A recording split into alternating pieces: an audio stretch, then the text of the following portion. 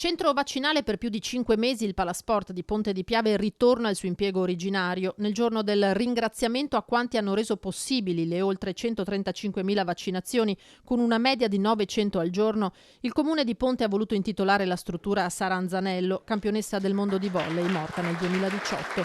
Da una parte il coraggio di Sara contro la malattia, dall'altro il coraggio dei sanitari, dei volontari, degli amministratori contro il Covid-19. La nostra campionessa è davvero un ricordo a lei che ha voluto lottare, ha dato tutta se stessa, un esempio per le giovani generazioni e un grazie a tutti i volontari, al personale sanitario, a tutta la squadra e dei colleghi sindaci e delle nostre società sportive che hanno capito l'impegno del territorio verso un bene più grande che è la popolazione. A Ponte si chiude un capitolo, ma nell'intero territorio veneto si apre una nuova fase. Diciamo che siamo nella fase della convivenza in cui continua la campagna vaccinale con numeri sicuramente ridotti, perché noi siamo con le prenotazioni all'81,7%, quindi un risultato molto importante.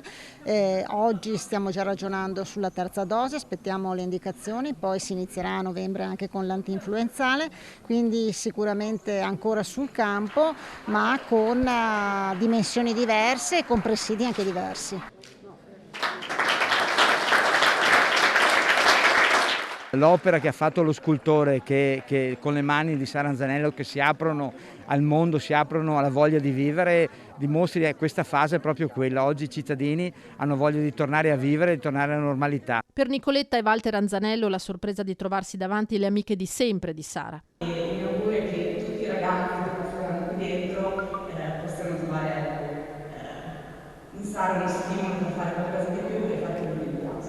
Non possiamo tornare indietro, quello che è stato, però la giornata di oggi mi dà la dimostrazione di tutto il bene che ha fatto Sara e della bella persona che era, e la presenza delle sue amiche del cuore, che è stata veramente una grande sorpresa, mi ha emozionato tantissimo e io penso che Sara dall'alto ci veda.